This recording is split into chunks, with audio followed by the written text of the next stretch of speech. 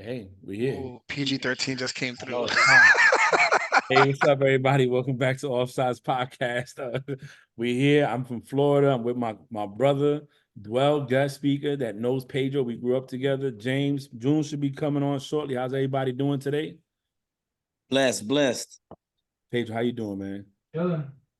Oh, the June say he logging on now. Dwell, what's up, man? Happy to have you. I'm so glad to be here, man, and honored to be. I heard you guys talking last week, and when I heard Frankie coming down to Florida, I said, Frankie, I'm gonna do it.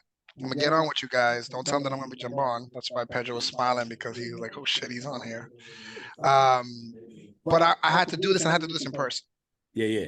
I didn't want to do this where I'm at my house, and no, I mean, I wanted to do this amongst family. So Yeah, and we like literally across from each other. So I brought the two mics thinking he was gonna sit next to me. I was putting my arm around him, you know what I'm saying, the whole time. But he said, "No, I can't do that. We gonna sit Frankie over got there." some big hands, so you gotta be careful because it gets nice and warm. Really pause that one. Yeah. Yo, man, so much to talk about today. We got a lot of good topics here. Waiting on June to get on so we can go ahead and kick this off. But how surprised are you guys about today? I'm gonna start with James in the bottom right. What's your thoughts on today? Just today, no specific things, just today. Right. And I know several things that happened today we kind of talked about. So we kind of seen it coming, but I'm not shocked. You know, it's been a wild sports world leading up to 2024. So we seeing some movement and some change. I like it. Some fresh faces, some fresh momentum. So we'll see, man. I like it. Yeah. Pete, what's up with you? What's your thoughts on just today? Nothing specific, just Well, June's connecting. Wait for June.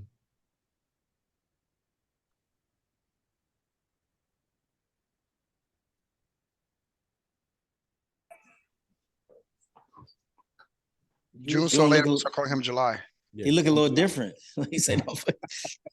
So it was like he said, man. It's welcome. Like, you know, you get some fresh faces in here. Some, you know, different from the norm than what we've been accustomed to. Belichick, Saban, all these guys. You know, out with the old and with the new. You know. Yeah. June, we just saying, we just getting our thoughts on today, just today. We ain't talked about no topic yet. You know what I'm saying? What's your thoughts on today in the world of football? Just like it feels like the holes were dug already, and now they're just laying them down one by one. You know, like we seen them coming. It's just unexpected, really. I didn't expect them, to be honest with you.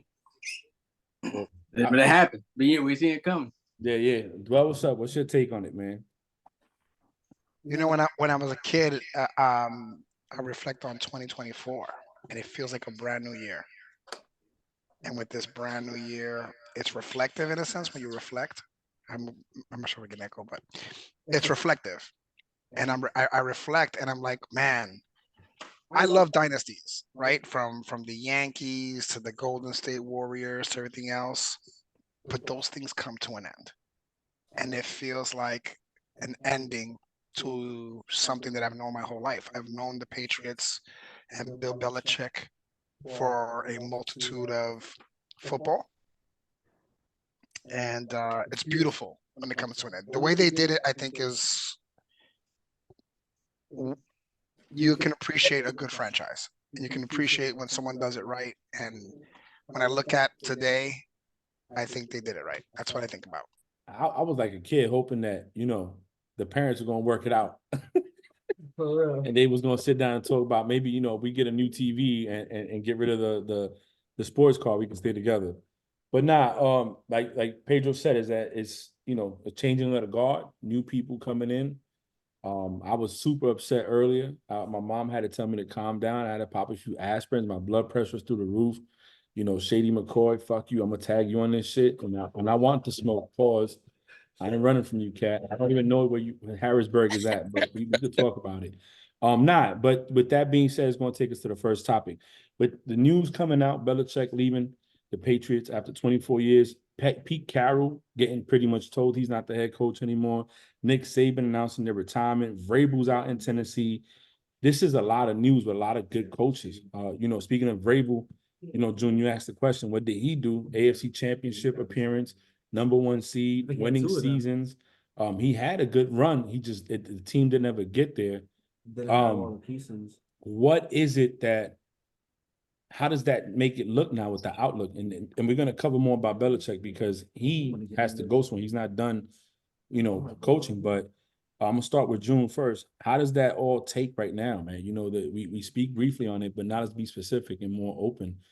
The scheme of it, and you can focus on one coach if you want to, or all of them. It doesn't matter. It just you got a 6-time Super Bowl coach, you got a 7-time Natty champion coach retiring. You have Pete Carroll, who's Super Bowl winning coach, went to 2-1-1. They, from what I'm hearing from Richard Sherman, that he was told he was stepping back, like he was fired. It wasn't like it was a mutual thing. And then Vrabel was gone. So what's your take on that? You know, I chime in on the. Can you hear me now? Oh, I know what it is. I hear you, brother. You're good. You're good. Yeah, I hear you. All right. Can you hear me, Frank? All right. So I'll chime in on the no test as they go. But just to focus on one in particular, I'll focus on Mike Vrabel, right? I'm not saying he's a trash coach or anything like that. That's not what I'm saying. Can you hear me, James? Yeah, you good. You're coming in loud and clear. Cool. So I'm not saying he's a trash coach. That's not what I'm saying. But I believe if you're not a proven coach like a Bill Belichick, you need stamina to upkeep your coaching career in the beginning, and that's not what he had. He started out great his first 2 years, which is cool, and I think his last 2 years, the way that he finished his third year, and the way that he collapsed his fourth year was just wasn't enough. He ended his third year on I believe 8-game losing streak. And Frank, we were there at that game in Jacksonville. And if they would have won that game, they would have won the division. So when they lost that game, I said, I'm surprised they're not firing this guy by losing the 8th game in a row and losing not just the 8th game in a row, but losing the division with the team that he had. And in his fourth year, they kept Tannehill. In the process of this whole madness, they got rid of A.J. Brown. They picked up Hopkins. They kept Henry. Henry leaves at the end of the year. Tannehill's still there. And that team still has a collapse. Like, what are we doing? Like I said, I don't think he's a horrible coach. I just don't think that his last 2 years is enough for me to say, yeah, he's a hell of a coach. So to me, I think he falls in line with any other coach.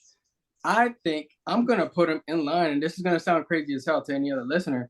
I'm going to put him in line with a Atlanta Falcons coach that they were just fired. What are you going to say? He didn't have the players, so he wasn't good? Because the same situation happened in Atlanta. He didn't have the players, so he wasn't good. Them other coaches that were fired, they didn't have the players, so he wasn't good. So it just don't make him a horrible coach. I just don't think that. I think they're giving more than enough credit than what I think he should have. And that's just my personal opinion, of course. Again, I don't think he's a bad person. I think he had a good 2 years in the beginning. I just don't think he had a good last 2 years. And the way that he ended his third year really says a lot about his fourth year. All right, Pedro, what's your take? So I'll touch on Belichick. Like, ever since Brady left, the Patriots haven't been good, and everybody's like, yeah, so it had to be Tom Brady. And I think it's lazy to say that, because you can have the best players, you can have the best roster, but if you don't have direction with good coaching, it's not gonna work, in my opinion. So Belichick, the last couple of years, he hasn't been getting the credit I believe he was getting when Brady was there, and I believe he deserves just as much credit as Brady. because he was the one putting all that stuff together. Brady was doing his thing. Brady was doing his thing on the field. He was doing his thing as far as his salary, not taking as much, so we could have a good roster around him. Which is why he was able to get all those chips. You know, they're able to pay guys on defense and on the offensive line, whatever. But Belichick, I think, deserves more credit because I think the last couple of years since Brady left, they've been taking that credit away and giving it all to Brady. Because he goes down to Tampa and wins, and they're like, oh, you see, it was Brady, because Belichick hasn't done shit since Brady left. I believe I mean, look, every team is not going to be good every year. Peaks and valleys. There was a time the Patriots used to suck. We all live through this dynasty right now. We all live through we'll probably never see this shit again. Belichick has to get some of the credit because he was the fucking coach of a dynasty, bro. Saban, he's another one. Went to college. Any college he went to, he won. I think he won at LSU. He did. If I'm not mistaken, he won at Michigan State, and he won in of course, he won in Alabama a whole bunch of times. But he went multiple places and won. That's recruiting. That's different than just signing free agents. So props to both of them cats, man. But Vrabel, I can see what June is saying about Vrabel. I think what really hurt that team, and he brought it up too, they got rid of AJ Brown, bro. That's one of the biggest mistakes. I think that'll go down in the history of that franchise was the trade they made. I think they tried to do what Minnesota did. Minnesota traded Diggs for a 1, and then that 1 turned into Justin Jefferson. It looks like they tried to do the same shit, and they got this dude named Treylon Burks, and he hasn't done shit. No, AJ Brown's a stud. So AJ Brown, bro, that's big. Yeah. So Dwell, what's your take on it? And then James, I'm gonna go to you. I think we forget sometimes that when you're number one, you have a target on your back. Patriots have been number one for so long. And that's the goal. Beat that team. Miami got better. The Bills got better. When it comes to Tennessee, Texans got the right quarterback to beat that division. And I think that we forget sometimes that when you have a target on your back, you have everybody coming for you. So when you're at the top of the game, it's hard to get better. The other teams at the bottom are going to get better. For Bill Belichick, I think he had too much on his plate. He was coaching and trying to build up a team as well. I think that I don't think they've signed anybody like past like 2015, all their draft picks. They haven't even re-signed them. I don't know the math behind it, so forgive me if I'm wrong. But with the Texans, I mean, I know we'll get into the Jaguars hopefully later. The Jaguars, all those teams got better. And I think the adaptability of those teams,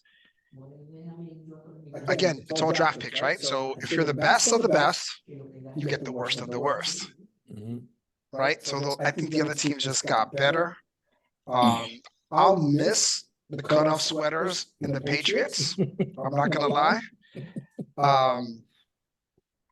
Vrabel used this zip-up vest. I don't know what that style is.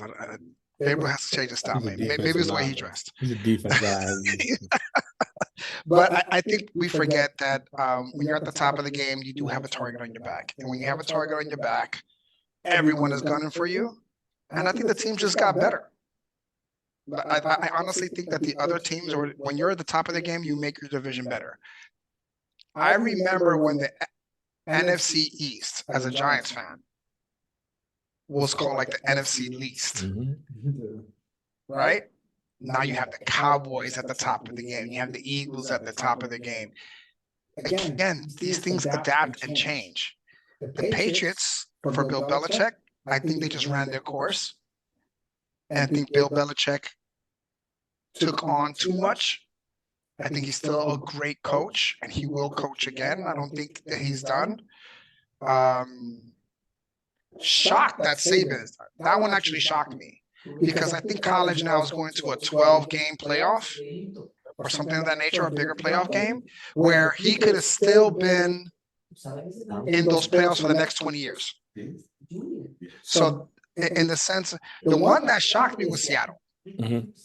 That one shocked me. Didn't know where that came from. So that one was a little shocking to me when I look at the coaching portion of it.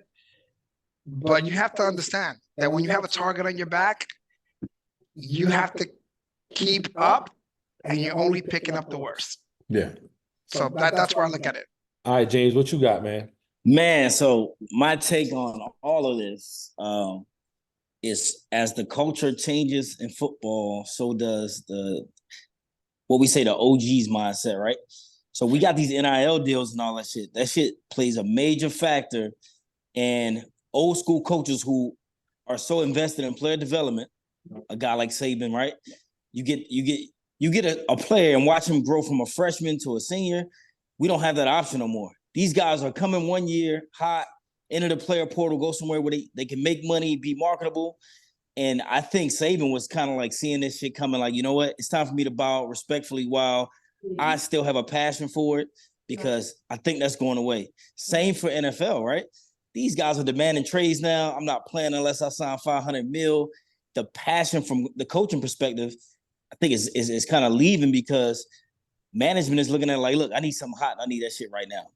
Like back in the day, you were allowed to develop players, and like we just said, the Patriots dynasty wasn't built overnight.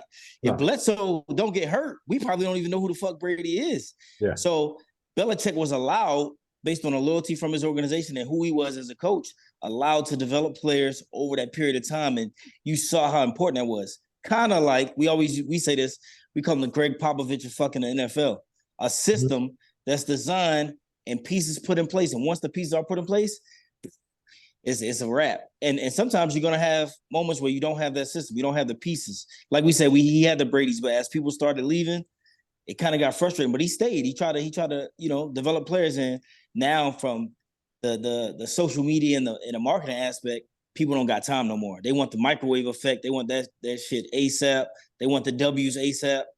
And it's sad, but that's the reality of the sports world today.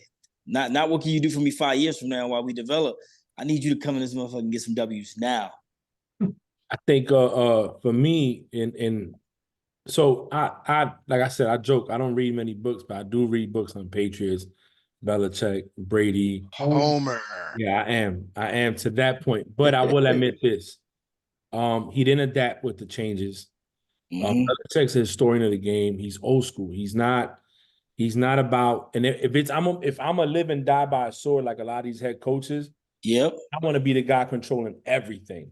If you want to use me for the team losing, then I want to recruit. I want to be the GM, and I want to do this, and I want to do that. So real quick, Saban caught me off guard because I'm like, damn, but the NIL did play a part in his decision, and he was tired of constantly recruiting, because you got to constantly rebuild the team. And I think he's smart enough to know that you got Michigan. If Harbaugh does come back to Michigan, they could run it. You got Georgia. So there's a lot going on that I think he said, you know what, it's changing. I'm not going to keep up. I'm going to roll out while I can with 7 natties under my belt. The Pete Carroll was definitely a surprise, because they were just a few plays away from winning division and being the Belichick. We had a conversation about this. We saw it coming. Like I said, I was hopeful that they could change it around. But one thing Robert Kraft said, and I talked to Rob on the phone afterwards, he was like, Frank, I got to let him go on his own accord, because I can't bring somebody in with a polarizing figure like that. You know what I'm saying? So if he's still here to bring a GM in, he could still try to dominate that. I can't do that. So, he let him go out with some dignity. So I think that was dope on his part. It's sad to see, but like Dwell said, and Pedro said, it's the end of an era, man. It's things change, now I want to see other teams sustain 19 straight winning seasons with over 11 division titles, 9 conference championships, and 6 Super Bowls. I want to see it. You show it to me and I'll be quiet. I don't think we're going to see it again. But with that being said, I'm not going to ask where you think Belichick is going next, unless you guys want to. But there are some vacancies out there. There's 7 teams with vacancies, and now there's teams out there that with Belichick coming available, do you think that a team will get rid of their head coach to bring Belichick in? If so, which team? Or if not, which team that's vacant you see him going to? I'm going to go with Dwell first because he's looking at me. I'm looking at you, brother. I'm looking at you. Here's the thing: when Tom Brady went into the pool, and anybody can get Tom Brady, I think every single team said, "Should we bring in Tom Brady? Is it better than our opportunity now with the quarterback that we have now?" I think all teams right now, minus the Patriots, are saying the same thing. They're saying, if we brought Belichick in right now, the one thing I'll say this, and I'll leave it at that: the Belichick will not go if he has to develop a quarterback. He has to have an ASAP quarterback that's ready to go, and that's where he'll go. But I don't think it's just vacant teams. I think it's every single team right now outside of the Patriots is saying, do we make a move on Belichick compared to the coach we have now? And he can go anywhere. We just can't. We just won't find out till after the first round of the playoffs. I don't think we'll find out about Belichick till after the Super Bowl. That's right. James, what you got? Yeah, I think it's gonna be it's not gonna be a quick process with the Belichick thing. Like you said, there's a lot of pieces that have to work in his favor because he obviously knows how to win. So if you don't got the pieces for him, I don't think it's even worth it to diminish his legacy, go somewhere and try to rebuild. He's gonna have it's gonna be a calculated move to where he goes, and it's gonna be a system, or not even a system, players in place to fulfill his system. So I feel like Dwell said, we ain't gonna know until late. That process is gonna take him. And you know what's crazy? I was just sitting and thinking this. I honestly don't even want him to go nowhere else. I don't want him to have to go there and diminish his legacy and, you know what I'm saying, suffer 3-4 losing season. All we know is the last 7 seasons Belichick ain't win shit. Like, nah, I want to know him as the Belichick who gracefully bowed out after his tenure with the Patriots and going down as, I mean, he's obviously going to go down as Hall of Fame regardless, but I don't want to see that in the last 7 seasons, dog. I'm going to say this, and he said this first. Belichick is a historian. He's 15 games away from topping Shula. Mm-hmm. He is not going to let that go. He is not going to let that go. That's it, 15? He's 15 games away from beating Shula. He is not going to let that go. So that's at least 2 seasons. Yeah. He is going to go somewhere. He's going to beat Shula, and then he can get 2 shits. I have more Super Bowls than anybody else. I got more wins than anybody else. I'm out. But he won't leave until he gets that. Go to So, Pedro, who you got, man? What's your take on that? Like they said, agree with them. He's not going to a place where he's not going to Tennessee. Mm-hmm. He's not going to a team that's like not, if they're not like at least in the second tier, he's not going to one of those teams. I think I think the best fit is the Chargers. They got players on both sides. They already got a quarterback. A sleeper for me, I like Atlanta. Even though they don't got the quarterback, they got a running back, they got the tight end, and they got triplets. All they need is the quarterback. It's in a weak division where he could get those wins by the beginning of the second year, probably. So my dark horse would be Atlanta, but I think the best fit for Belichick is the Chargers. But then Harbaugh factors into it too, because he may want to go to the Chargers. So for me, I would say Belichick, the Chargers. So before I pass it off to June, they said that Falcons are interested in him. They're already showing interest. And the Chargers would be ideal to me because he doesn't have to develop the offense. Yeah. And that defense is stout that if he goes in there with Khalil Mack, Joey Bosa, Derwin James, who's my other dude over there, the other corner? Asante Samuel. Yeah, Asante Jr. Stout, and they give him 60 points to the Raiders? Yeah, but the coach is ass, yo. Come on, guys. Come on, be realistic. You say stout, but he ain't going to the Falcons because the Falcons are cursed. You already know he ain't going to Atlanta. They cursed, bro. No, I'm talking about the Chargers. The Chargers. Yeah. I'm saying we can count the Falcons out. To the Raiders. I think it was done. No, yeah. I mean, the Broncos hit them 70 to was that week? That was like week 1? Last game. No, I get it. But the players are the players. They're on the field with them too. Yeah, but you think if Belichick goes there, it's gonna be the same shit? No. I don't. I'm not. I'm not even a Patriots fan, but Belichick goes there, that's not gonna be the same shit. I That shit think is- Belichick goes to anywhere, and half the players are gone because I heard he's a dick. He is. Yeah, that's what I'm saying. That old school style of coaching, like we So, got these young fucking whiny athletes, bro. They not with that. so listen. You know, this falls in line. And June, I'm gonna let you go. If Dwell did this and it triggered it. February, the Dynasty's coming out, the docuseries. I read the book. It talks about the building of that dynasty and the ending of it. You got people like Amendola that said, I worked for Belichick, but I played for Tom. When you listen to Gronk talk and Julian Edelman talk, who are Super Bowl champs, they'll say it, man. He was hard, but he had you prepared. He got you. Like he said, there was days it was snowing, and he would go up to him, Coach, we outside. He said, yeah, we outside in the snow. Go outside and play. And that's why they were ready. In Super Bowl 51, they ran over 100 plays. And he said one reason that team was built for it, they have a hill that they run up. He would make the defense and offense run up over and over again.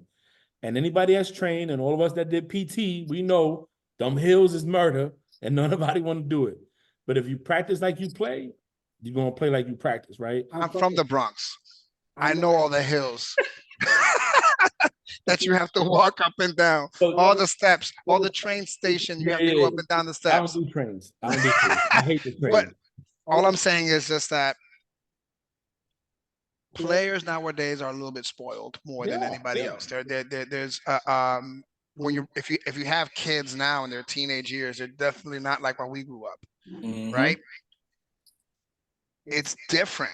You come in with this old school mentality, you're gonna have a couple people that are not gonna, no matter how much money you give them, they're not gonna resign. That's the problem. That's the problem. June, what's your take on it, man? Before we go to the next topic. Yeah, I mean, you guys pretty much hit the nail on the head. The only thing that I'm gonna add to it is I'm gonna add the word risk, right? And it pretty much sums up what some of you guys were saying. And the only thing that I'm gonna say risk about is what Tom Brady did, because he could have easily went to Tampa, failed, and said, and the media would have ate it up and said he can't win without Belichick. Yeah. Now Belichick will go to a different team. He could fail, and they could say, "Look at that. What did we say? He cannot win without Brady." It was proven when he left, and it's proven now with another team when he's still not there. So that's what I mean about risk, in my opinion. If he goes to a different team and he doesn't get that positive outcome that we're expecting or we're used to with a different system or with better players, so to speak, what type of risk is he taking? Yes, he's always going to be that coach that has so many Super Bowls and that success in New England. But I'm gonna say it like that. That success in New England, not 31 other teams. So it's great that he had it there. But is he going to have that success elsewhere? And I'll leave it there. Fair enough. With that being said, talking about discipline, old school coaching.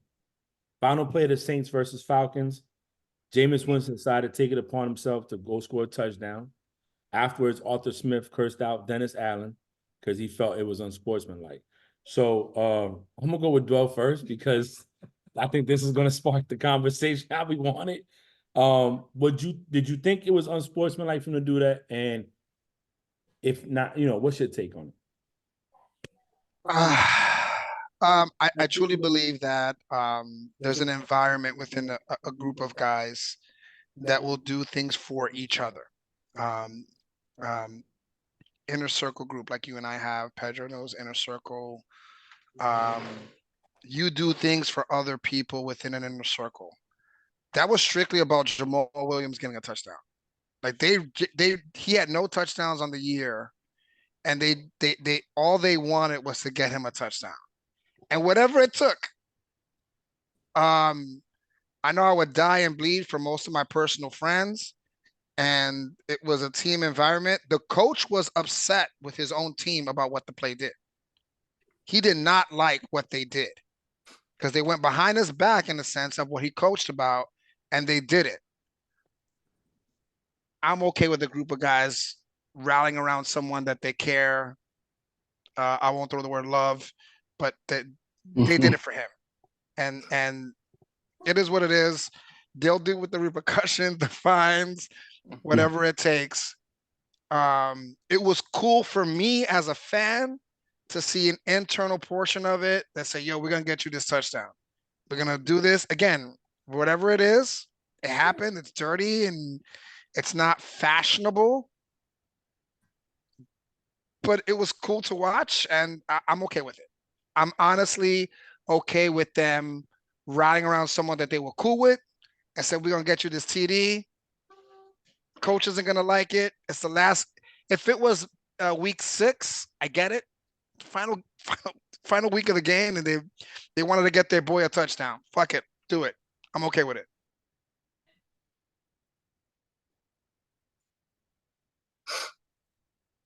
June, your take? And I'm trying to find his exact quote, right? I'm trying to find the exact words. Do you guys anybody guys have it? The exact words? I can find it. You want me to get my production team over here to work on it? Please, Find the please. quote. Frank, my son's gonna find the quote. Frankie, what's going on, Frankie? My guy. The Jameis Winston, what he said. I know exactly what quote he's talking about too. I know He exactly. got excited. He was like, yo, I got this. He got too many quotes, man. No. That one in particular. The one. Yeah. Listen, let me tell you something. This is because I'm gonna say my piece on it, and this is why I have a problem. He's the coach. He gave an order. You follow order. That's it. Now maybe that because the military background, you follow all the people die. You know what I mean? Before you say that, I gotta cut you off real quick. You're gonna tell me that all you guys in the Navy followed every single order you were given. Yes. Yes. That's hard to believe. When it comes, hard to believe. So I would say this. Hard to believe. No, I'm gonna answer your question. When it comes down to operational, so you gotta think my job, my MOS or my rating is aviation ordnance. We build the bombs and break the missiles out and load the bullets that go into aircraft that fly over country and put warheads on foreheads. We're in the business of winning. Lily, come here for a second. for the No, come race here. of democracy. You listen to every order your mother gave you? That's not the military. But so yes, there's certain orders. Right here in the corner. Right here in the corner. So there's certain orders that we follow, because if we don't follow this order, people can get hurt. Now there's other orders that we don't follow because it's like, man, that dude's crazy. We can go do it this way. But when it comes to like us doing our ratings, and whichever your rating is you follow it to a T. You know what I'm saying? Because if you don't, somebody can get hurt. But it says, I think it should be forgotten, especially when the score is already 41-17. So I don't know how much worse it can get. Go ahead, Junior. That was the quote. That's the quote. That's it? Yeah, that's it.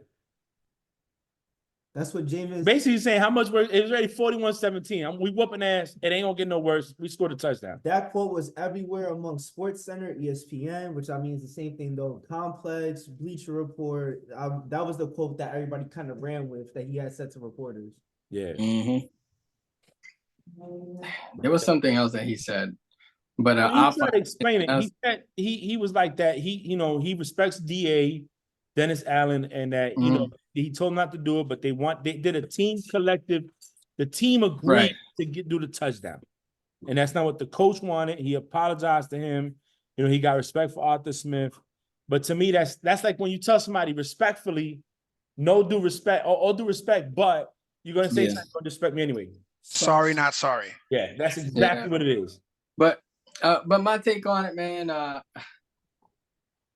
it was crazy. You know what I mean? I think we could all agree that that unwritten rule. We don't play the game, right? So we don't really have the extreme internal extent of the understanding of that rule because we don't play the game.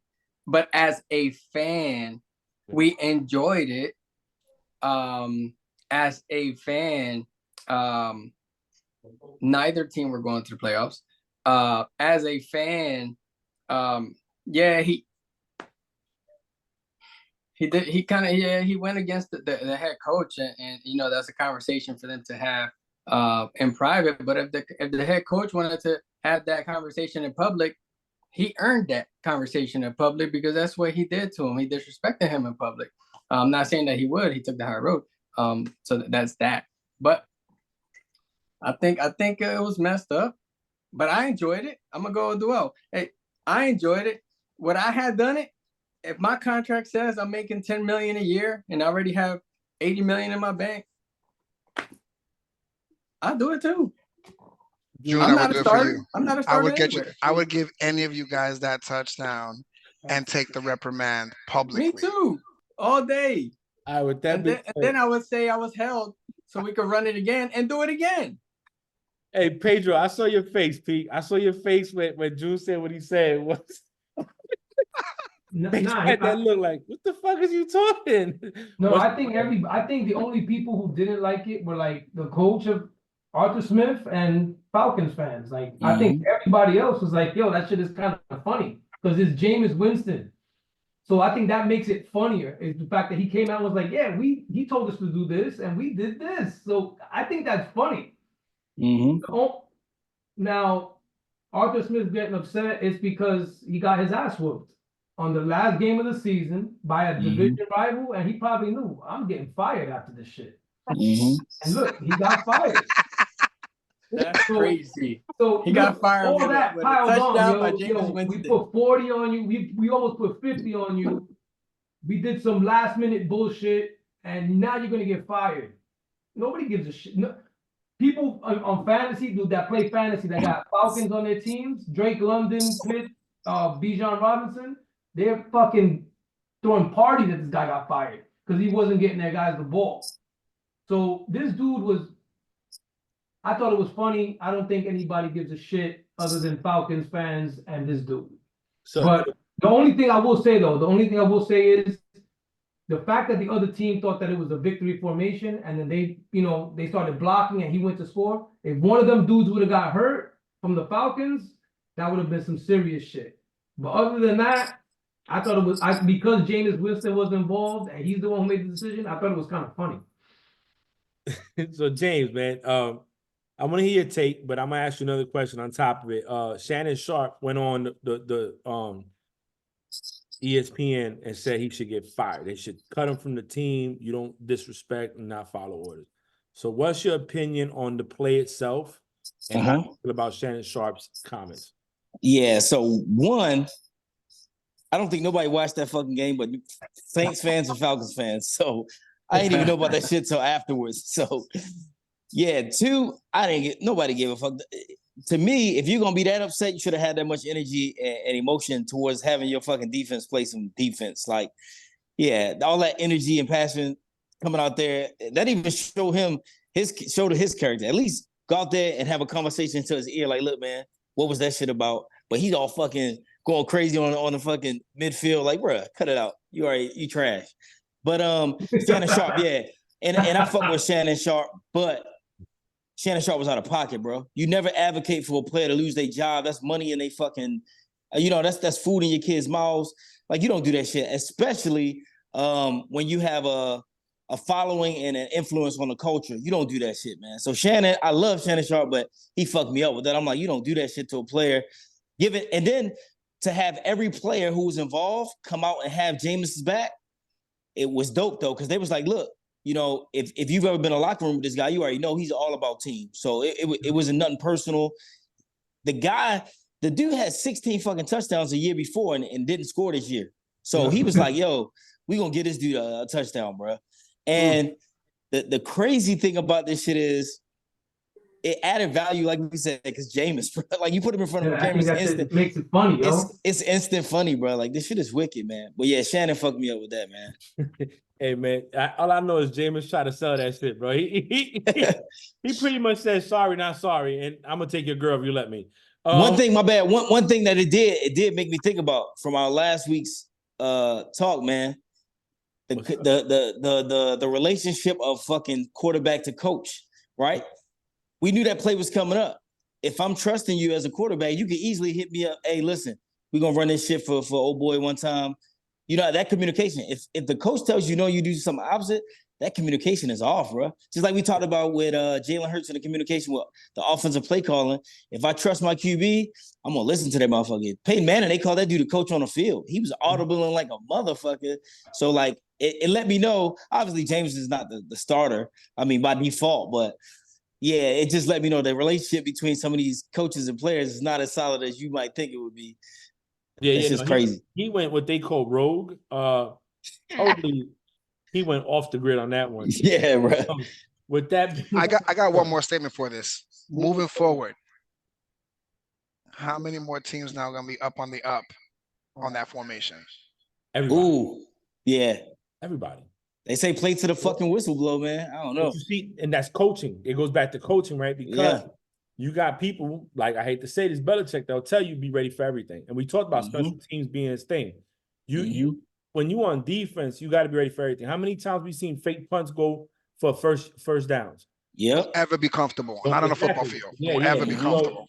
I think a lot of teams now, especially especially like you said, like a guy like Jameis that don't got the power to pull to do it, and he did it. It's like, bro, Love it. I love but it. you know what? Like fuck you, dog. Yeah, but that tells me the coach don't got a control on his locker room either. He's gonna don't. be gone soon too, yo. That Yeah, dude's yeah. gone soon too. Oh, Yeah, yeah, I think see he it. knew that too. I Like see fuck it. it. What I got with to that- lose? With that being said, man, I'm gonna push this to June 1st because June's been very adamant here lately about this team. They belong in the AFC South. The meltdown of the Jags. What does it say about Doug Peterson, or who do you put the blame on? June, you go first. You know, it's kind of crazy, man.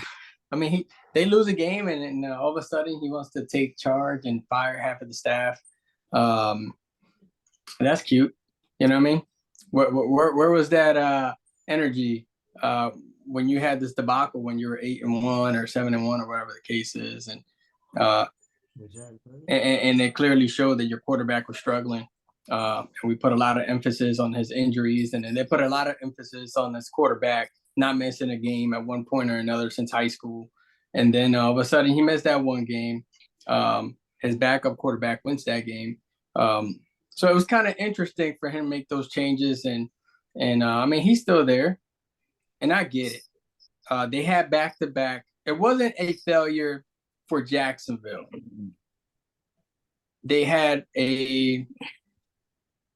They won the division last year, went to the playoffs. In my opinion, they shouldn't have won that game when they was down 27-3. But they did. And then this year they still end up winning. They didn't make the playoffs, but they still end up with a winning record. So it's a win for the city, so to speak. They didn't end up like I don't know, like the Panthers, right? So it's a winning situation. However, it gives them that outlook that they could be better. And he took the precautions. Now, as far as I just think that he made those decisions a little bit too late, just like he was making with that team all throughout the entire year. I think when the Eagles let go of Doug Peterson, the decisions that he was making were the exact same as now. He was making them as the impact already had happened. You see that car coming, get out of the way. He was waiting for that car to hit you, and then he would try to swerve. You know, it was already too late. Then you would try to fire the driver because he was in the backseat. He was being reactive, not proactive. Exactly. And I didn't like that. Because you know, Caldwell he's known for being a defensive good coach or whatnot. So I was surprised by that decision at least. So I guess to say that he's not in the hot seat next year is very minimal. But I think that he will be in the hot seat for the first 6 weeks of the season next year. I think so. For the first 6 weeks. And I'm not going to talk about another coach. We're talking about Doug right now. But I think he's in the hot seat right now, and that's why he's being very reactive right June, now. you love Doug. You love him. I love Doug. I love Doug. Your favorite dance is the Dougie, isn't it? I almost got the book right now. I'm gonna go get the book. He's the only coach that wins one Super Bowl, writes a whole book on winning and gets fired the next season. Anyways, hey, James, what's your take on the meltdown of the Jags? I'm trying to write the sequel. I think and the meltdown do you put on Doug Peterson, or what's your take on it? You know, they was in control of the South. They were 3 games ahead. of anybody else, and now they're at home on the couch with the Patriots and the Giants watching, watching the playoffs. Easy. I'm right Man, across the it's jump tough, over man, across the table. because he did face some injuries. Obviously, one to his key player, but when you got that much of a cushion, you that's on you as the coach, bro. Bruh, you cannot start a season 7-1. You got listen, yeah, it's on him, dog.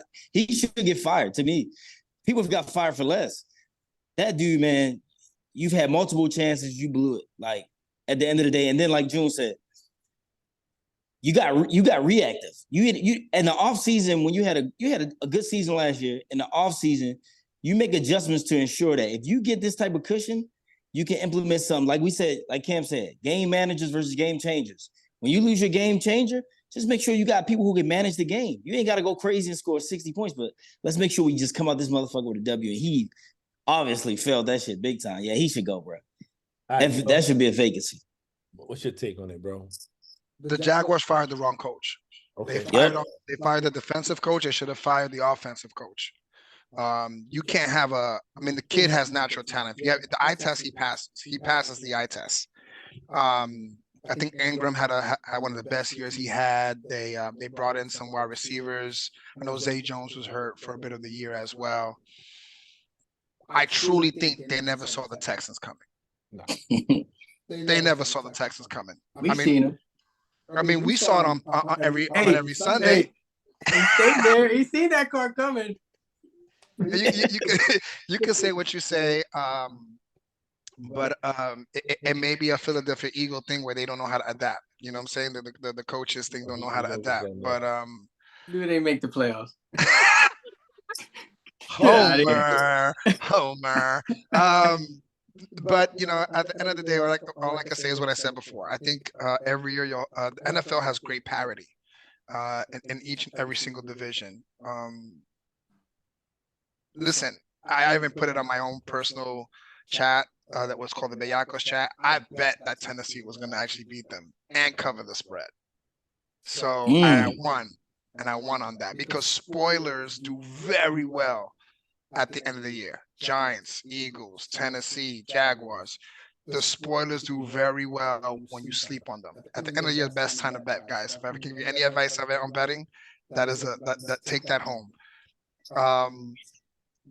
But I truly believe that when it comes to the Jaguars, Titans wanted that game more than they did, and not because of the playoffs, because they wanted to spoil it for the Jaguars. Mm-hmm. And don't get me wrong, I think the quarterback was hurt. Yeah. He came. They should have. They rushed him to get that last win, and they rushed him. I think it showed in some of the plays in watching that game. But I just think that it's great parity, and the Jaguars got comfortable. The darlings of Europe, they did their thing in Europe. The Giants are the Giants are undefeated in Europe, right? At least undefeated. I just want to put that out there. Yeah. So let's take it across the waters.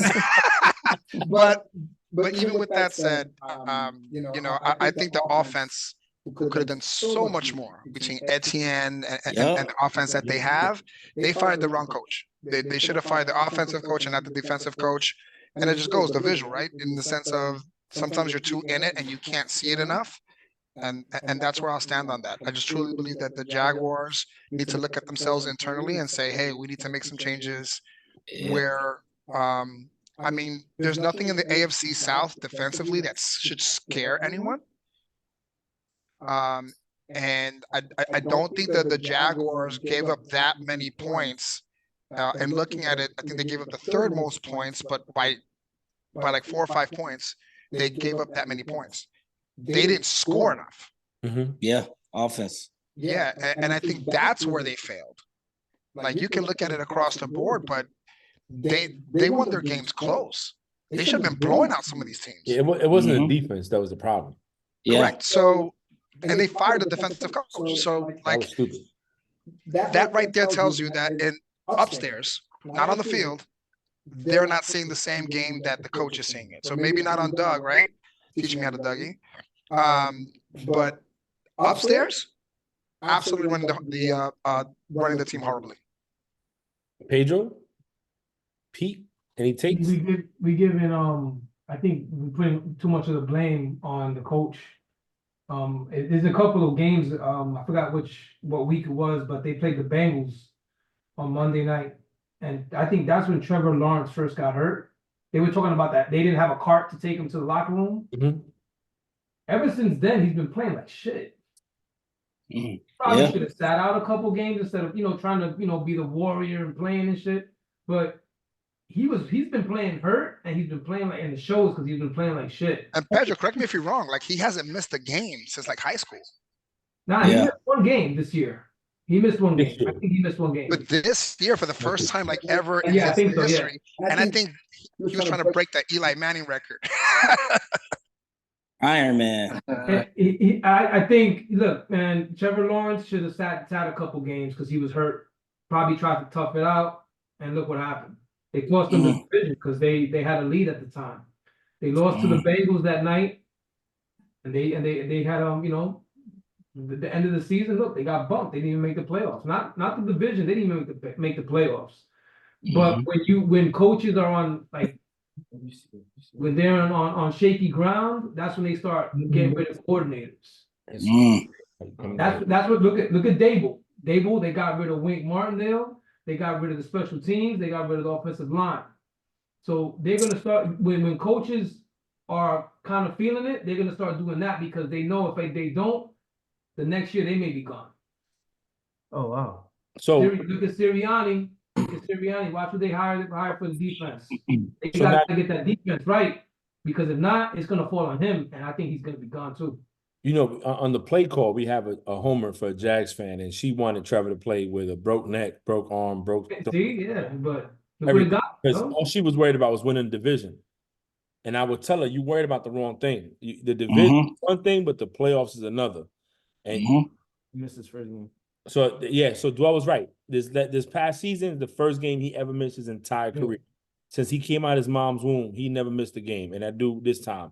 But if you're gonna make a person do that, because he's sunshine. yeah, he's sunshine. That's what I call him. But in my opinion, they didn't manage that right. I would have took the hit a couple of games to have him back healthy to win the rest of the games. That's what I'm saying. Yep, that's what I'm saying. So, But this is what we talked about this before too, though. How valuable is it to keep a veteran QB? He ain't got to be a superstar, but keep him in the pocket. So if some shit like that happened, look at the Browns, bro. They're one of the most dangerous teams right now, all because they kept Flacco in the pocket. That's crazy. Flacco was on the couch, bro. Like June said, he was playing That's what I'm saying. with his kids. And they said, "Yo, throw the ball." He said, "I'm coming." And it just happens that it fit his style of play with the play action, good defense, i.e. the Ravens. He goes out there, he throws the play. He might throw a pick or two, but the defense is so good that the pick or two don't make a difference. Yep. You know what I'm saying? And this speaks to your backup QB too. What confidence your backup QB got now when you're willing to play your guy through a hella injuries and you want to sound like, damn, like they don't trust me, bro? Like they about to have my man down here like RG3. Like they play RG3 till his leg broke, bro. Yeah, he chose that though. That was his choice. With that being said, we talked before we go on to the next thing. Dwell so eloquently put out the Eagles a few times, so it's only right to go to the next topic. If the Eagles lose, is Sirianni's job in jeopardy? If so, would Belichick in Philly be a good fit? We don't got to talk about Belichick. We beat the dead horse. If y'all want to, you could. But my thing is, before I pass it off to Dwell first, Sirianni, I told June this at the beginning of the season on the play call. When he was calling the plays the first year that Jalen was playing, Jalen struggled. Then your guy from the head coach was your OC, started calling the plays. He did great. Y'all went to the Super Bowl. He left to the Colts, and now Sirianni, from what I'm hearing, is calling the plays again. He's struggling. Sirianni, to me, is as an average head coach. He has one good season, which is when y'all went to the Super Bowl. Now, with that being said, if they lose on Monday night, should we be looking at Sirianni as the blame? Dwell, what's your take? You guys spoke about this last week, and it was players versus coaches when it came to the blame. So full circle. And I heard the podcast, big fan. Yes. Mhm. Belichick will be the coach of the Eagles if Sirianni doesn't pull through. They have the pieces in place that Belichick go, that he would love. Mhm. Absolutely. And what would you rather have? And I hope you go to the Eagles fan next. Would you rather have Sirianni next year or Belichick? And at the tail end of it, I do believe that if Sirianni doesn't, man, they got some ballers. They got some dogs. They do. Mhm. They got some dogs on both ends of the They field. do. And what's Belichick? He's a defensive Yeah, he's coach. a defensive coach. And what do they need? Defense. Defense. So, and I do believe, out of respect to the crafts, Belichick will choose an NFC team over an AFC team to coach. Mhm. That's fair. So, the Eagles may have Belichick next year. June, I'm gonna pass it off. Hey James, I might just leave it an That'd be NFC crazy, though. East thing on this one. We might just stay out of this one. But June, what's your take on it? Now I'm passing to Pedro. So, when Stress. the whole Belichick thing happened earlier today, I was thinking about this question, right? And I said, damn, it's insane. It's insane. And I was more so thinking about Sirianni's job. I was like, man, if we lose in the first round to the Bucks, You right? If we lose in the first round, it's because we're looking at the Giants play calling, but we're not. So, but if we lose in the first round to the Bucks, right? Immediately, I think that the chief security Dom is gone, for sure. But honestly, I do think that Sirianni's gone because he was kind of handed what Mahomes was handed, which was a great team, right? And a good team that got better. And I wouldn't say that he's a bad coach because they're still 11-6. The team was still 11-6, and they were still 10-1 at one point, right? Under his watch, and they still beat over 500 teams, over 9 win team than any other NFL teams, and he did that as a head coach.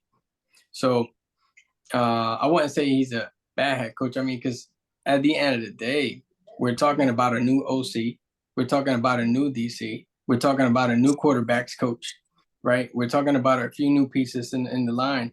So I don't think you could put all those pieces together in a year, in a season, not even a full year, and expect.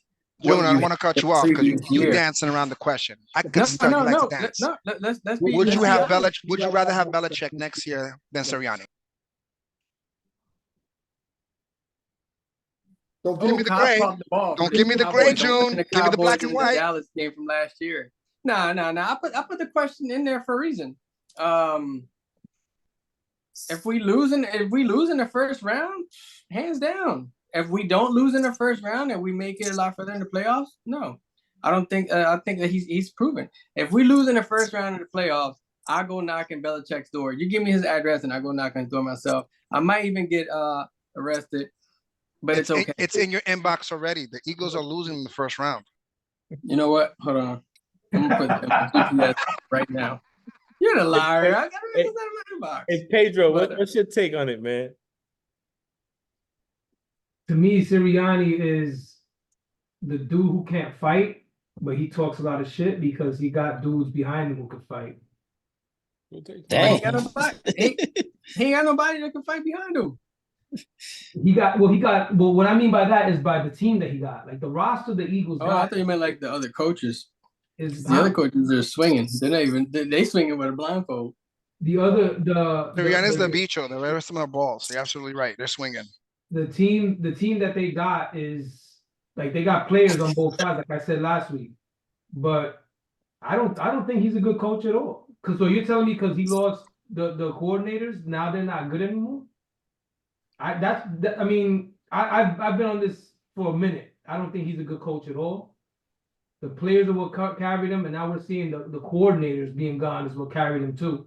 Now they got a good record, but to lose this many with that roster, to lose this many games at the end of the season, lose a division because I think after the Dallas game, everybody was saying Philly got the division because look at the schedule they got. They had the Giants twice and they have Arizona, and they lost two out of three to those guys. When everybody was like, yeah, they got it. They got the easiest schedule and they lost 2 out of 3. That's on him, man. I put it on him. I don't put it on the players. I put it on him because he's the one who's doing a whole bunch of dumb shit and he's bringing that attention to him. So when things don't go right, he's the guy who's got to make those decisions. I don't put it on the players at all. I'll put it this way, Pedro, and I'll say this. You guys talked about last week that the San Francisco 49ers are the team to beat in the NFC, right? Let's look at the rosters, right? The only thing that the 49ers have better than the Eagles Besides the whole team? is the running back. No. I would take Jalen Hurts over Purdy, Okay, yeah, that's fine. That's right? Yeah. I would take AJ Brown over Debo. Are you taking Goddard over Kittle? No. Hell no. Thank you. I think that's a wash. No way. I think that's me personally. I No think way. because Goddard is a better blocker than me than Kittle is. I think so. I think so. Goodbye. Exaggerating. That's He's fine. again. Exaggerating. So here we He's go. Exaggerating. But what I'm saying is that the rosters aren't that different. The rosters are not that like there's not a big gap. So There's not a Yeah. big gap between 49ers and Eagles. what's What up, the June? difference is the coaching. June, put your hand down. Bro. Yeah. What's up? I got a question didn't see for the that. I didn't Giants fans. I got a question because we're saying to Sirianni. So if Sirianni is trash, and I'm gonna flip the script here, what do you got to say about the coach of the year last year? Dable? They put too It's much. the turnaround. Hold on. Hold on. Say something. They put too much into Daniel Jones. Note that the DC. They put way too much into Daniel Jones. And it came from the head coach. Shit. The head coach. Everything came from the head coach, Joe. He was fool's gold, man. No, exactly, yeah. But remember, before that, was everybody was like, yo, he sucks, he's trash, he fumbles all the time. And then Dable came in, he had a productive year last year, right? Coaching, that's not Daniel Jones. This year, that Cowboys game in the first game of the year, that fucked him all up. He was shitting his pants every fucking time after that game. He was scared to death. He got sacked 11 times by the Seahawks. I put that on him. I don't put that on Dable. I put that on Daniel Jones. I mean, who kept him in the reason game? why I don't put it on Jalen Hurts. Daniel Hurts Jones is better ain't than keeping Daniel stuff Jones. in the game though. I think the head coach kept him in the game. The head coach was But calling the Daniel plays. Jones isn't Dable's guy. What do you mean? The head coach cost. He never drafted. He never drafted Daniel game. Jones. He never drafted Daniel Jones. No, we're talking about the players in the game though. You're gonna compare the Eagles players versus the Giants players? No, You I'm win. saying You though, win. You're right. You if win. your players Hands are up. struggling, You're the no. man. You Hey, absolutely win. If your name is Dable, right? I don't even know his name. If Give you're the head coach Dable of the Giants, give and Dable I'm the Daniel Eagles and they Jones, win a Super Bowl. No, You give we're talking Dable the about Eagles, they win a Super Giants, Bowl. bro. If I'm your quarterback and I suck, are you gonna keep me in the game? That's all I'm asking. What's our choice? No, DeVito? you're not. But he is. DeVito? So what does that say about Oh, the head coach? I'll get you all the That's all Italian I'm subs you asking. want. I'll get you all the Italian subs you want. That's all I'm asking, You know, bro. I think it's more to do with, look, we paid the guy. We're not gonna fucking bench him right now for Tyrod Taylor, who's been on every fucking team in the league already. They had to kind of double down on it, and not just Dable. That's probably coming from upstairs as well. The Daniel Jones was a mistake. I'm telling you right now, that was a mistake. You guys made history though. I'll give you that. Because Tyrod Taylor became the first African American to win a coach for the New York Giants. Hey, it's okay. We'll take it. I'm gonna toast to We'll that. take it. We'll take salute. I need another drink. I need another drink just for that. Absolutely. I'll drink to that, June. I'll drink to that, June. I'm just saying, man. I know a stat or two about the Giants. I know a stat or two about. But June, I know you're hurt. Talk about I the know Giants you're. no more. No, honestly, I shouldn't even I ain't drink gonna this. talk about him But no more. salute. I'll Hey. drink to that, June. I'll definitely drink to that because I'm all for diversity. Diversity. Hey, Pete taking off his sweater. I like Pete. Come on, let's move on to the next topic. I don't want to talk about the Giants no more. But June, all jokes aside, I take Belichick to answer your question. thank you. That's all I wanted to hear. But here's the thing: as a Giants fan, I'll take Belichick, right? And it goes back to our first question. It Yeah. doesn't matter if there's a team that has a good or an okay head coach. Any team right now, and most teams will take Belichick. James, we're not gonna beat that horse. I ain't messing with the NFC, man. Yeah, we gonna I'm gonna bring it back to the AFC where we at, you know what I'm saying? And Pedro took his sweat off, so I know he like, oh. But look, no shit, man. Texans, dark horse. Biggest moves. They had enough money left in their salary cap to build a whole nother team. Yeah. D'Amico Ryans came over there, CJ Stroud. We didn't know CJ been balling. Yeah. But now they in the playoffs. They came back when Nicky said they couldn't. Nicky said that the Jags can't lose the South on the play. Yeah. That could add her. How far you see the Texans going? I believe that if the Texans can get past the Browns this Saturday or Sunday, I think. Yeah. So what's your take, bro? How far? Oh yeah. Texans going? You just took the words out of my mouth, right? Because I told you last week the Browns to me was one of the most dangerous teams right now. And if the Texans can beat the Browns, their confidence about to go through the fucking roof. I think they have. I ain't gonna say they are, but they have the opportunity to go far. CJ's young though, so playoff inexperience. You know what I'm saying? Like we said, you get to them playoffs, it's a whole different fucking ball game, man. You got coaches out here who game plan different playbooks specifically for the playoffs. I don't think they can do it by luck. They're gonna have to beat the shit out of some teams to get. They're not gonna be able to just, barely make it. If they beat the Browns, though, yeah, they're gonna be the most dangerous team in the fucking playoffs. Pedro? A couple of weeks ago, what happened when they played? This dude had like 200 yards. I mean, that's supposed to be a defensive team, right? D'Amico Ryans is a defensive coach. Yep. Yeah, 260. I don't see it. I don't see them. And look, the Browns defense is legit. CJ, yeah, a rookie against them in the playoffs, even though they're at home, I don't see it, man. that's gonna be tough. Yeah. I don't see it. Well, It could 100% happen that I'm wrong, but from right now, from what we saw the last time they played, nah, I don't see it. I'll say this. I'm rooting for Houston. Eh? Yeah. I like their squad. I like the way they look. If they beat the Browns, they are the number one sleeper. Duo, mention this too. Tank Dell, their rookie wide receiver, who is also their number one wide receiver, is out. So just imagine, because him and CJ Stroud had a great dynamic. you got Nico Collins, who went like fucking Nico Collins is now 6 their for number 6, one. 800 yards He's last number game. 2. They have weapons. Yeah. So every team has to be healthy, and I think that unfortunately, I think the Texans are that healthy right now. So they have an uphill climb to actually get there. But who's not rooting for the Houston? I just want to know. We're literally rooting for this I'm rookie rooting for quarterback. them, yeah. The problem is that no rookie quarterback has ever won the Super Bowl. Bro, he took a 31st team. I'm not rooting for Houston. You crazy? You said what? You Frank, I'm not rooting for Drew's Houston. the exception here. I want to see it. I want to see it. I want to see a rookie quarterback. I want to see a rookie quarterback win the Super Bowl. Okay, before I go to June, if the Texans go to the Super Bowl, there's only like maybe 1% of America making money in the books. Whoever bet on the Houston Texans winning or going to the Super Bowl is making some serious cash. What you got, the bro? division. They won the division. They Nobody did thought win the that. division. And I'm gonna tell you something. I see the Texans win the division next year too. But June, go ahead. I agree with what Frank just said right now, and I'm going to agree with what Pete said, because the defense is going to be too much for the experience of the Texans quarterback for CJ. That's why I think that the Texans won't win.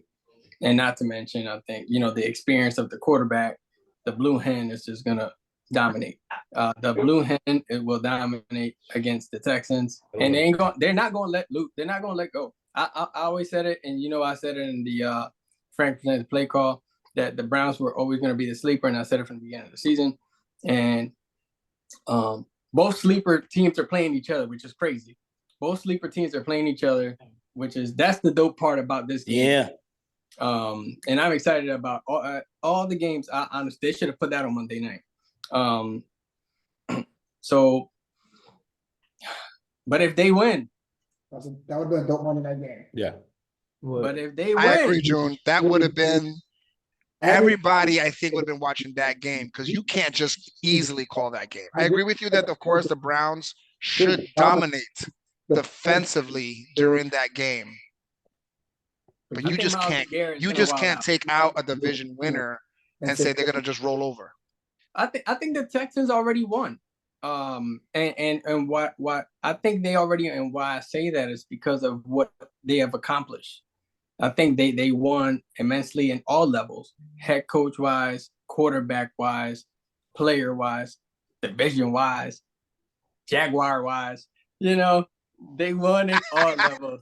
So shout out to them. And I wish them success, man. At the end of the day, I just wish it's a hell of a game.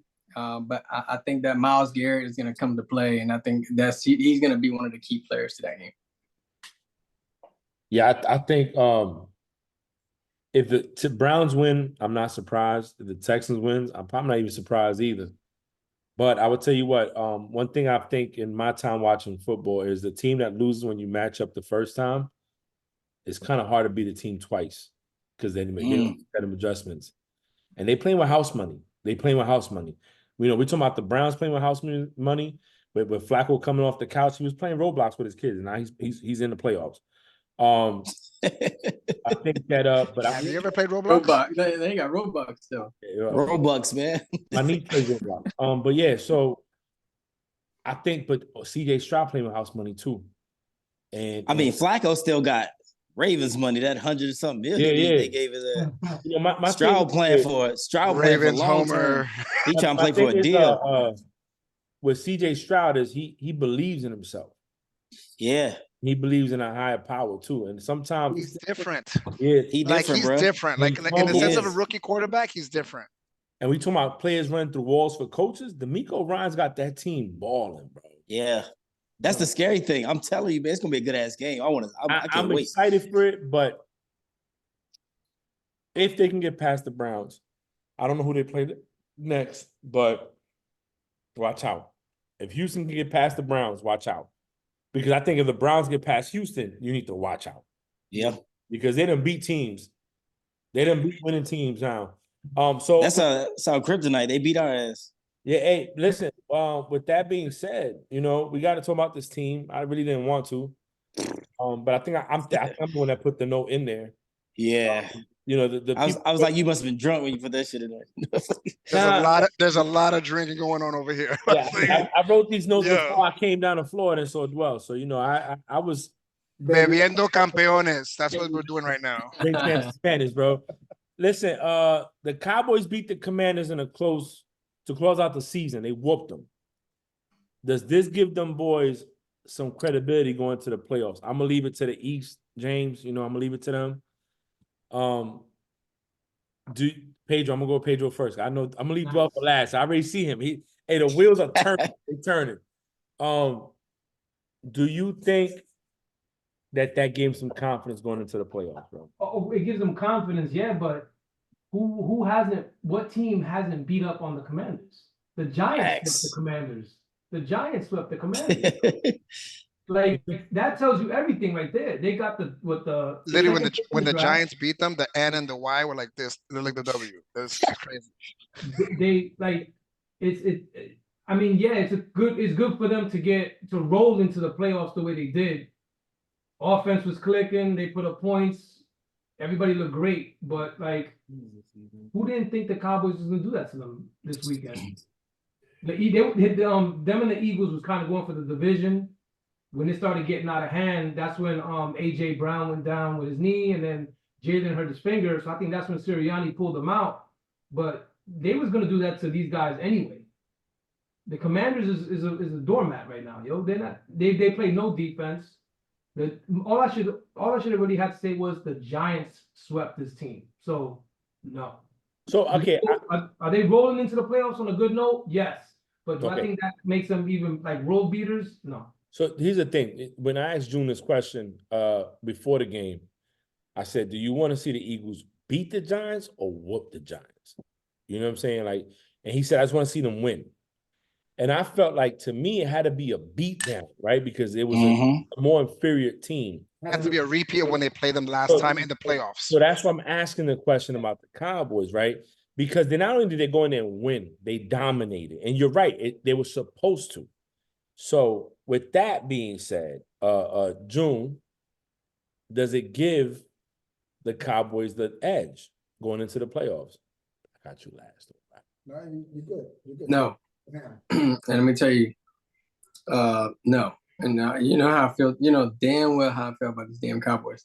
That's why they're like that in my background. June, I respect you. I respect you by saying that. And let me tell you something. I'm trying to bring up this thing because I'm making a meme later. But I'll give you a quick preview of what it's gonna look like. Where's the camera at? The damn thing.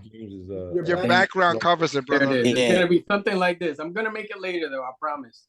This is gonna haunt them before the game. Oh, Des Bryant catch. This is gonna haunt them. I'm gonna say, I'm gonna say something like Mufasa. Ooh, say it again. But no. I mean, you beat the Commanders. Jesus. Yeah. You beat the Commanders, and then you're gonna sit out there, throw that damn hat on, like you earned it, like you earned that number 1 EP. Come on, man. Yo, You earned that shit, man. And number 1 EP, you know, that's like when you get evaluated and you're the number 1 early promote in the Navy. That's what I mean by that, guys. But no, you know how I feel about the damn Cowboys, and I pray that the Love has the record-breaking playoff record, and I pray they have a catch like Des Bryant at home, and niggas coming back. I hope that happens. All right, well, go ahead, man. I think this scares them. I think this scares them because historically the Cowboys, fucking alcohol. I think the Cowboys historically go into every single playoff thinking that this is the year. This is the one. Yep. We them boys. I think historically they have this thing where, you know, they kill it in the regular season. Yep. And then they go into the playoffs on this high note and they're brought to earth. And you know, the funny thing is I want to hate Dak Prescott, like I really, because he's a Cowboys quarterback. I don't. I think he's a cool dude. I think he's he does a lot for his community. I saw when the Cowboys were on the HBO thing, Hard Knocks, and that's a really nice guy. He's a nice guy. But what happens with nice guys? Finish last. Okay. So I think it should scare them because they've been here before. They've won the NFC East 1,000 fucking times and never show up to the playoffs. The Washington win, the division win doesn't mean shit. You need to show up when it means everything when all the cards are on the table, you need to show up, and they don't. And they don't. This is why I'll never be a Knicks fan, even from New York, because they're nothing but heartbreakers. And they should be the Dallas Heartbreakers. It should be a heart and cracked in half, the emoji. That's what it should be, because that's what's going to happen to them. We know already that they're not the best in the NFC. No one's calling them the sleeper. No one's calling them the favorite. They're just this in-between team that won the NFC East. I would put the Eagles on top of them in the sense of that nature of the better opportunity. And the only reason why they've done well throughout the season is because they learned that they don't have a workhorse and they have to feed CeeDee Lamb. So with that said, I don't think that the defenses that they're facing in the playoffs are going to even give them the opportunity to feed CeeDee Lamb. That they already know if I lock down CeeDee Lamb, they don't have the workhorse in the back. We have enough history, enough storyline for the playoffs to know how we knock out the playoffs because McCarthy doesn't adapt well either. So with that said, it is a nice story to tell. Great job on beating up the Giants. Great job on beating up on the Washington Redskins, and you ended the season with that. It'll mean nothing when it counts in the playoffs. Can I add to that? Like what he Yeah, just go said? ahead. It don't, yeah, beating the Giants, the Commanders. It's the game they got their eyes on is San Francisco. They're not beating it. Nothing's happening without going through them. The same thing for the Eagles too. Eagles it doesn't matter any of the team. San Francisco. Even though it may come down to if I think Philly would have to go to Dallas, and I would like to see that game again. But I don't think for Eagles, Dallas doesn't really matter. It's all about getting to San Francisco and beating them because that's the test right there. That's who they got to go through if they want to get to the Super Bowl is them. That's the Debo of the block right now is San Francisco. And I didn't mean it like as a pun on Debo Samuel. Great play on words, Pedro. I Great didn't play on mean that. I didn't words. realize afterwards. But he's the bully, so to speak. San Francisco is the bully. They got to get past him. Doesn't matter. Dallas plays the Packers this week. I mean, They'll get some love. They'll get some love. yeah. I tell you, I think you're right. So 49ers are the team to beat in the NFC. My only concern with the 49ers is that they've rested their starters the last week. So now these guys are going 2 weeks without playing a game when I would have started them at least for the first 2 drives, let them get that rhythm going, get that chemistry, and then push them out. Because history shows some teams don't adjust well with the break. But frankly, history repeats itself. Opportunities don't. And history says Purdy got hurt, and I couldn't go any further without Purdy. Right, true. So the opportunity is to sit Purdy. Yeah, but he got hurt in the NFC Championship game. The Eagles was like, yo, come over here, let me get them cookies, white boy. And they took him out. But you saw what happened when he got hurt. They shut down. They were a total different team. Yeah. I mean, I just think that I don't see the Cowboys going far. I'm not a Cowboy going like, yo, they go all the way. Okay, quick question before we end this tonight. Uh-huh. Who would you rather have as a coach for the 49ers? Belichick?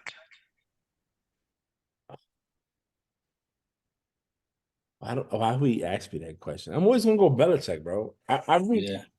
bro. I read books on Belichick. Like this is not. Yeah, look. When we talk about Belichick, So Belichick is coaching the 49ers right now. Super Bowl? fuck yeah, hell yeah. I like this. No. It's perfect. The defense is great. He has a mediocre quarterback. Brady was mediocre when he started. Yeah, Let's just be honest. The first 3 Super Bowls, he wasn't. It was the defense. It took years for Brady to get to where Brady's at. I say the first one. The second one, he started cooking. Bro, he was not Brady until later on. Bro, I'm telling you, the second one he was clicking. Now I wouldn't say you could count on him for a game-winning drive. That was all. Yo, the son and father banter right now is amazing. On this I table like right that. now. Yeah. Bro, some drives again. He was waiting to get that off, man. He had to get something off. Why doesn't he have a mic and a Bro, camera? You was only 2000. You was born in 2004. But I'm telling you though. No, I'm telling you, this He's is basically saying that you have no hair on your balls. Shut up. nah. You know what? And going back to be honest with you, man, I think Kyle Shanahan's where he needs to be. Yeah. My love and admiration and respect for Belichick. If he's not going somewhere to win, I don't want him to go nowhere at all. I'm tired of people like Shady McCoy, his fucking dumbass. He hate I that knew dude. that was gonna come out Only full good on circle. one team, which was the Eagles. He went to the Chiefs on a Super Bowl.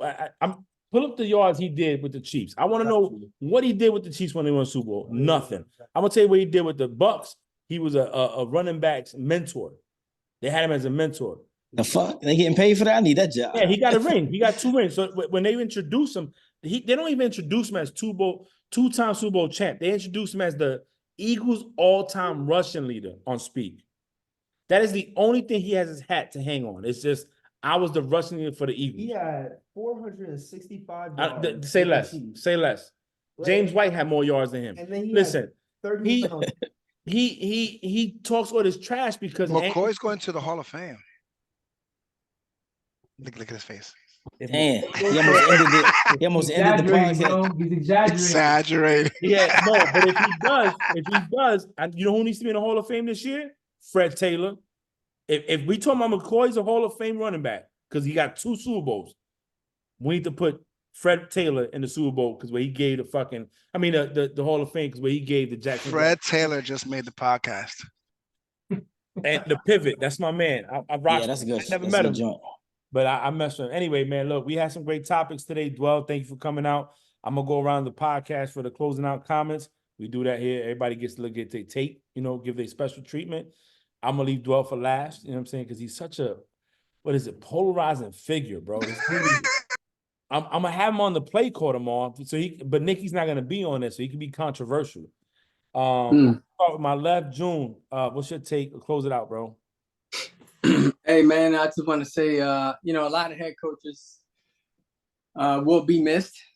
So next year, college and NFL is going to be interesting in the game. We'll see how all these changes play out. Definitely looking forward to the adjustments, not just for the head coach, but the ownership. Hey, it's a pleasure being on here this week with you gentlemen. Be an interesting weekend. Definitely look forward to seeing the Eagles play next weekend, especially the guy in the middle here from my end, Joel. But a serious tip, man. It's a pleasure being here. You guys stay safe and don't do nothing crazy. Hopefully, I'll make it to the game, Frank. What game? Monday. Oh, you gonna go? I'm like, that. Oh, America, Just like their chances to for win. America, this is the plan. Yo, you want to know the Giants? No, I can't even fit in the screen. No, they don't. They don't. Even your green hat covers the fucking logo, so it's okay. Hey, me and June was talking last weekend because on the play call we watch all the games together on FaceTime. We're on it for hours. Like this is us all day. I was like, yo, June, I'm gonna be in Florida. If the game is Saturday, we're gonna go. And I was thinking about telling June, like, not this June, but June boy, like, yo, let's go. And it came out Monday. I was like, I'm driving back to VA Monday. I ain't staying. But yeah, go ahead, Pete. Go ahead, take your take, brother. It's a crazy week, just with all, not just because it's Black Monday every year. The Monday right after the season ends, coaches get fired. Like, look, we didn't even talk about Arthur Smith because nobody gives a shit that he got fired. Facts. Right? We talked about coaches leaving, but we only talked about that he was mad because of what Jameis did. But he'll be at Walmart next week. Yeah, exactly. Who's Arthur Smith? We didn't even really touch on that Pete Carroll is gone. We spoke some more on Belichick and Saban and Vrabel, but Pete Carroll, he's been up there for years. Legion of Boom. They would have gave the rock to Marshawn, beast mode. They would have had back to back, but it was a crazy week, and I think it's gonna get crazier because what I'm reading is there's a team who still has a head coach that they could be a player for Belichick. That means they haven't fired their coach yet, but they could fire their coach to hire Belichick. They're not saying who it is, but that could happen. But looking forward to the games, looking forward to that because the offseason shit is something I'm really interested in. Free agents draft, all that shit. But yo, thanks for having me on again, man. This is good talking football, chopping it up with you guys. But yeah, enjoy the games this week, man. James, what you got, bro? Yeah, man. Once again, always good to get on here and chop it up with y'all, man. Drama always leads to good football, and we've had some end of season drama, and I think that we're exposing some puzzle pieces that might not be fitting on the right puzzle. So these are auditions. So a lot of this stuff at the end of the season, whether you win, lose, or draw, is going to be an audition for where you're going to be next year. And there's some major pieces out there that could fit to another puzzle and make it work. So yeah, I'm excited. This playoff's gonna be dope. Not only even for the NFL, but for college football. We seeing some amazing stuff happen. So hey man, looking forward to it. And you already know we're gonna be talking shit next week. Yeah, hey man, listen, Pedro, I don't know if you know, but you are part of this podcast as a permanent fixture. So Offsides podcast is June, Frank, Pedro, and James. Extra is extra. You know what I'm saying? So always pleasure to have you on here, brother. But just know that you interviewed for this spot like way before we spoke. And you know what I'm saying? When I did Offsides, I recorded one episode by myself. I have it saved on my iPad, and it's in the cloud of Zoom, and I never put it out. I was in DR, and I was by myself. It didn't feel right. I brought June in. We brought you in, and June brought James, and the chemistry's great. I went to the consensus of Dwell, and Dwell said, listen, it sounds good. Yeah, I don't even fight. It sounds good. But hey, another good week. And a lot of stuff, man, for me, it's the end of an era. When I finally picked a team like in football, it's the Patriots. It had to do with the owner, the coach, and the quarterback. And now the quarterback and the coach are gone. So I'm left with the owner. I believe in Robert Kraft. I think a self-made billionaire. He was not rich growing up. So I think he'll be okay building the team back up, bringing the right people in.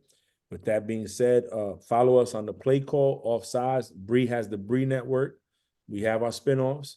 If you're looking at challenge coins or coins for your collection, Taino Creations LLC is June's creation. He does his coins. He did my retirement coin. I'm loving it. If you're looking at learning how you can save money with your 401ks and life insurance and build your wealth on indexed accounts, please hit me up at FF Financial Focus on Instagram, and I'll reach out and we can sit down and have a Zoom. But with that being said, I'm gonna let my brother from another mother, sent from the above, a thug just like me, one of the best might be. No, Dwell, go ahead. An honor, a pleasure. If you ever do want to build wealth, please reach out to Frankie himself. I think that's a smart move by anybody who wants to do that. It is always a pleasure and an honor to be within a brotherhood that never takes anything personally, and as much as we love our different teams and enjoy our lives around these teams, and we invest emotionally into our beloved teams, Ravens, Eagles, Giants, Patriots. And I tell them that you're a Patriots fan because you're truly a Giants fan because it comes from the Parcells tree. I just want to let you know that. But listen, playoffs are win or go home, and I think our lives are like that. And I think every day we need to wake up and understand that we live a daily playoff. We need to wake up, count our blessings that we are there, that we are alive, just the same as those teams right now are alive in a playoff. We are alive in this daily that we call a grind, and enjoy it, win, try to go out and do something different that's going to allow you to win, because these teams that are going into the playoffs, they can't be vanilla, right? They have to do something different to adjust to the team that they're playing against. I'm really excited for the Chiefs and Dolphins games. I think that game is going to be fire. Think so? I think so. I think so. Quantum fire over there. It's going to be like 0 degrees, bro. Yeah, because, you're going to have Tyreek Hill back in Kansas City, right, going against his former team. You're going to have Jared Goff, who got kicked out of his team to go against the Rams. Like, there's a lot of these revenge games that they say coming into the playoffs, and be there, be excited for it. Take advantage of your life on a daily basis. It is a revenge that you're able to wake up and go against everything in the world that's going against you. Live your life to the fullest. And I love this. I can't wait to be on this with you guys again. It is an honor, really. When I say this, all jokes aside, I'm a fan of the people on this podcast, not as just as human beings, but as their thought process. Because you guys aren't ignorant to what's going on not only in your world, but also in the NFL. So I'll continue to listen as long as you continue to talk. I love you guys. That's all I got to say. All right, yo, that's Offsides Podcast. See you next week. Peace.